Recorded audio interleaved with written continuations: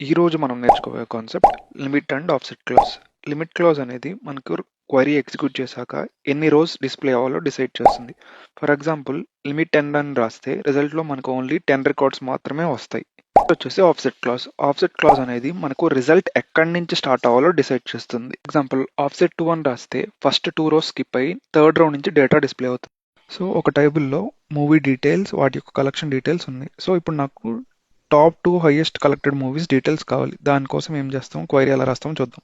First select statement star from table name movie collections.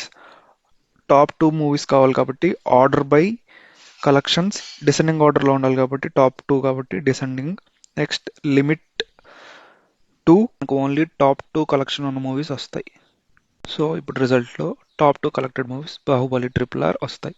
Next ఇదే క్వైరీలో నేను offset 1 అని రాస్తే ఫస్ట్ రికార్డ్ అయిన బాహుబలి అని స్కిప్ అయి next 2 top highly collected movies records మనకి రిజల్ట్లో వస్తాయి.